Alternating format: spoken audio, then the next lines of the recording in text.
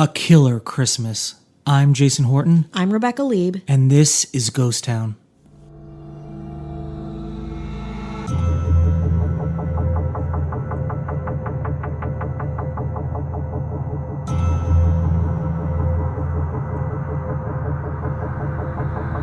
Police say 45-year-old Bruce Pardo was having marital problems. He walked into the party dressed as Santa just before midnight, then immediately took aim with a handgun at his estranged wife, her mother, father, sisters, brother, and sister-in-law. One family member reportedly escaped by jumping out a bathroom window. On Christmas Eve, 45-year-old Bruce Jeffrey Pardo entered a West Covina Christmas party wearing a Santa suit and a bunch of guns and killed 9 people. The Covina Massacre. So, Merry Christmas, everyone. Yeah, Merry Christmas. Merry Christmas. Hope you have a great Christmas. To you and yours. I want you to wrap yourself up in this warm story of murder, betrayal, and killing. I think we tried to find something a little less intense. A little lighter. This was... No. You asked for this. You asked for us today. Yeah. You asked. You're wrapping presents with your kids and you're listening to this, I hope. Yeah. You know? I hope, you know what I hope? I hope this is the gift that you give, is turning people on to Ghost Town. Yeah. That's a gift you can give everyone. Yeah. Bring everyone joy. And is there a receipt? Peace. And they're like, no, it was free. Yeah. And they're for like, good reason. I want to return my time. Yeah.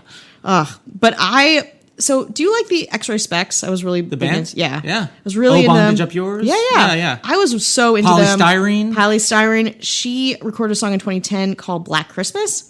And I had listened to it and I didn't really connect, but it's a song about what we're going to talk about today. It's a song about the Covina Massacre, 1129 East Knollcrest Drive.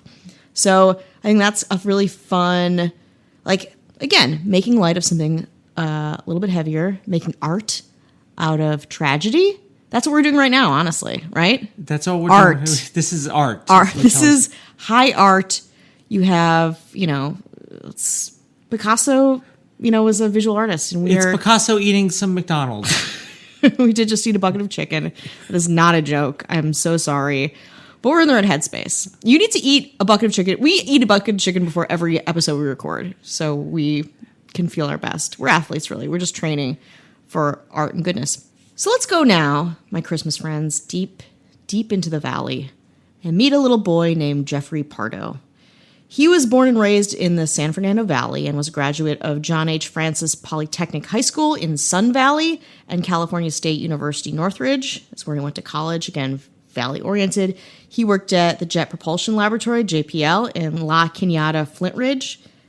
While working there, he'd do fun things like hack his coworkers' computers to gain access to information like their salaries. He'd also, not really show up to work, just kind of sort of show up to work.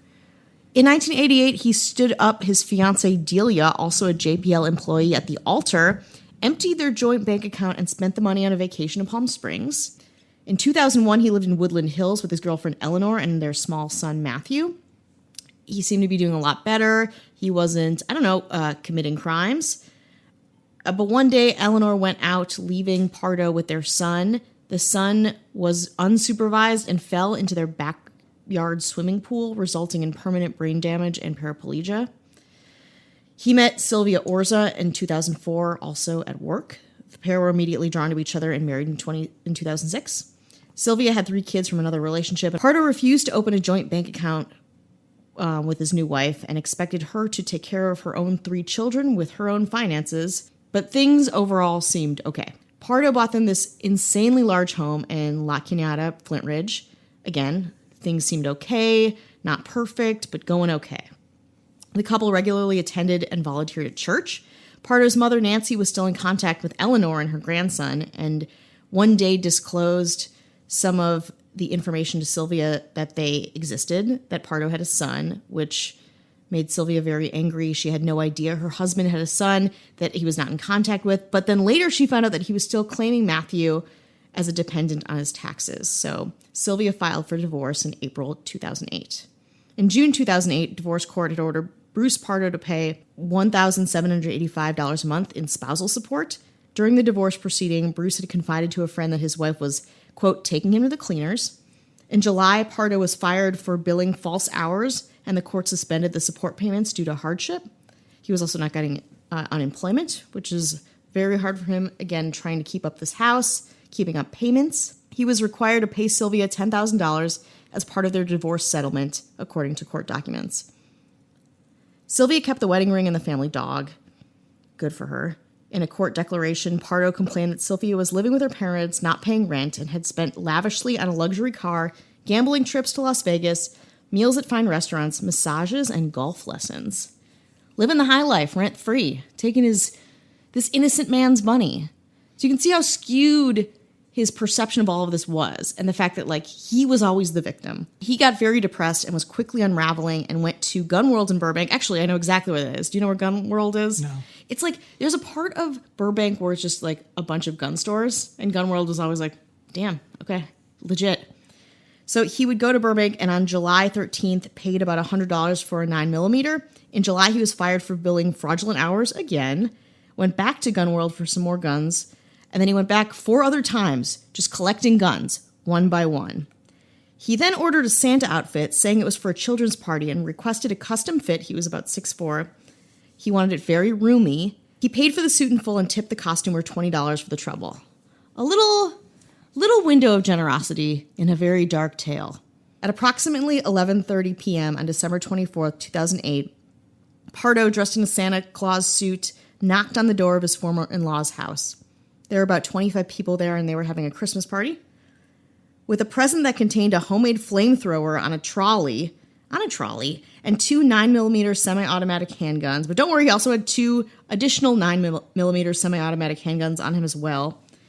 All bought from Gun World, care of Gun World.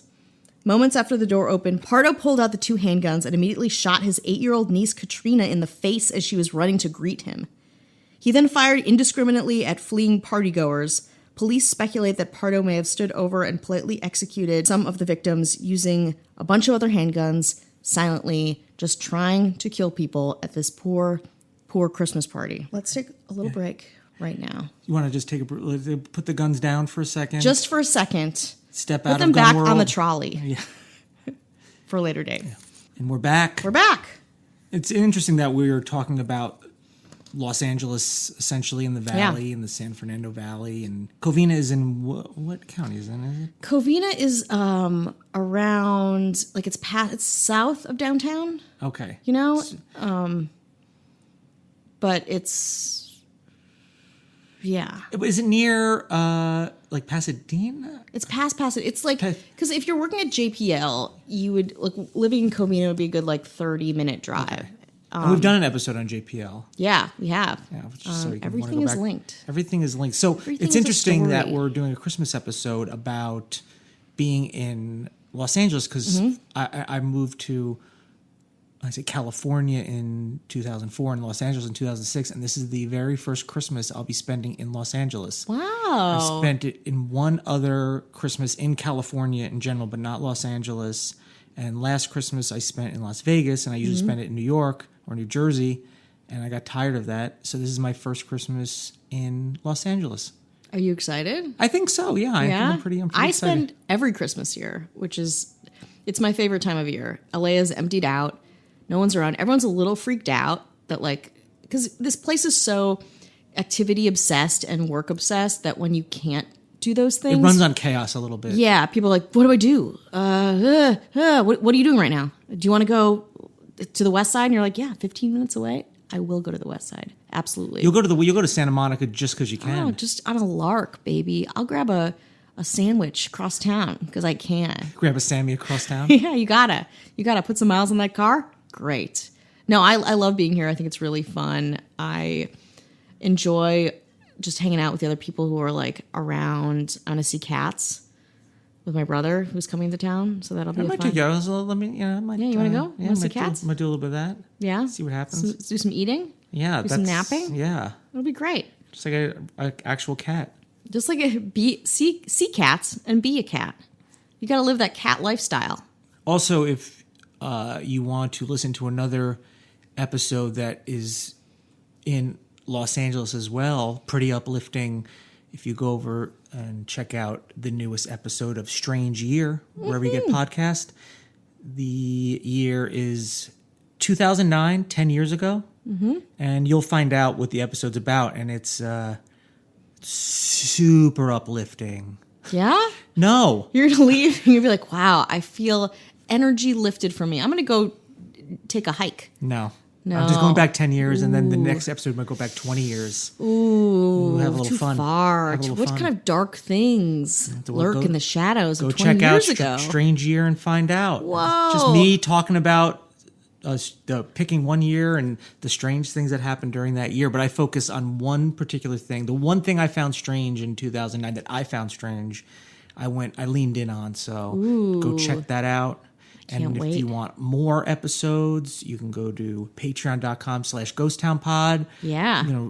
Bonus episodes, and then some like early access with no ads, or mostly no ads, hopefully. Yeah. We'll fill your stocking with anything. It was so much content to consume. Do you need chicken? Because there's plenty here. We'll stuff It your smells stocking. horrible here. We'll stuff right your now. stocking. And you can also, if you want to, wish us a Merry Christmas or Happy Holidays, you can go to Instagram at Ghost Town Pod. That's right. I'm glad that you are saying all the tags tonight because I'm off and I feel like I'll mess them up. After a year and a half of this podcast, I still can't get it right. Can I put you on blast? You may. Okay, so we went to a combo KFC Taco Bell, which I didn't realize.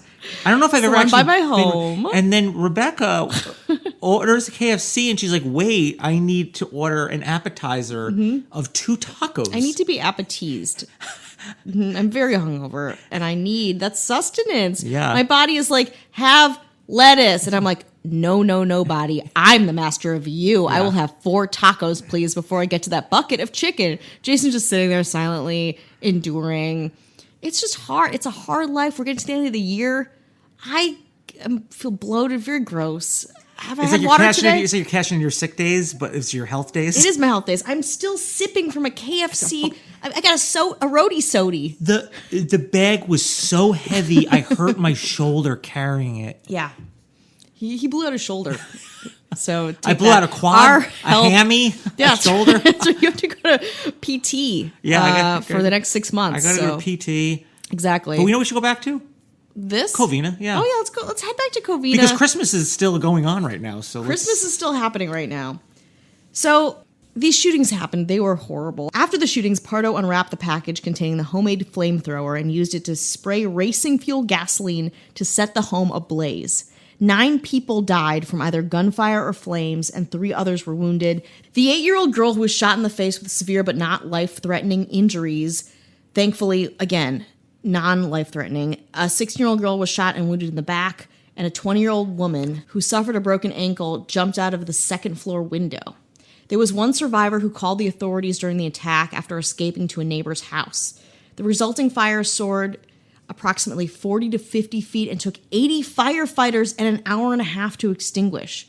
Due to the intensity of the fire, identification of the victims was done via their dental records, which, you know how bad that is when there's so few remains of somebody, you have to be like, we got to get the teeth of this person just to find their humanity. Give them a positive identification. Awful. And also happened very quickly, considering the amount of damage. After the attack, Pardo put on his street clothes and drove his Dodge Caliber rental car to his brother's house in Sylmar, about 30 miles away from the crime scene, where he was later found dead from a self-inflicted gunshot wound. His brother was not there at the home when he died. It was initially believed that Pardo intended to flee to Canada by plane since he had bought an airline ticket to a flight on Air Canada. However, it was subsequently discovered that the flight itinerary on Northwest Airlines was from Los Angeles to Moline, Illinois, with a layover in Minnesota. Pardo he actually intended to visit, or if his flight, was to fool investigators, we are not sure. He had visited his friend there before in October 2008, so maybe he was trying to get there. Other reports stated that the Santa suit had melted during the flamethrower portion of the attack and had adhered to his skin, so it couldn't all be removed. However, suffering from severe third-degree burns on his arms stemming from the blaze, Pardo decided to go against his initial plan. Police found $17,000 in cash cling-wrapped on his legs inside a girdle. His rental car, parked 1 block from his brother's house, had been rigged with remnants of his Santa suit that would detonate the car with black powder if removed. Also recovered from the scene were 4 13-round capacity handguns that were empty and at least 200 rounds of ammunition. Suggesting that what had been inside the car was being treated as a threat, a bomb squad fired an incendiary device into it, burning and destroying it. At Pardo's house in Montrose, police had recovered 5 empty boxes for semi-automatic handguns, a Benelli M2 tactical shotgun, and a container for his high-octane fuel tank gasoline. They also found what was described as a virtual bomb factory in his home. Woo! At least 3 victims' deaths were caused by gunshot wounds alone, while 4 others died from a combination of both gunshot wounds and fire. 2 other deaths stemmed from the fire alone. At least 13 children were orphaned after the massacre, and 2 others lost one parent. Police speculate that the motive of the attack was related to his marital problems. Pardo's wife of 1 year had settled their divorce finally the week before, and, based on not having money, based on not knowing where his next paycheck was coming from, based on all of this debt being saddled up from his divorce and expenses and maybe his other child, he just, an already bad person, and I think I can say that pretty confidently, lost it. He legit lost it, but not in a way where someone might snap. It was more like he was slowly losing it, buying guns, getting the things, and then just pulled the trigger, literally. Thank you to Associated Press, Morbid Minds, the Chicago Tribune, and the LA Times. I feel like having a bomb factory, you could say it could have been worse, maybe, depending on what. I mean, if you need you're making that many bombs. You're, like you said, this has got to be more of a slow burn and not I'm just going to snap. This is probably a long time coming, and I'm sure there's got to be. I mean, maybe there's got to be a little bit more of I have high alimony. Yeah, that it's got to be a lot of it, but I'm sure there's.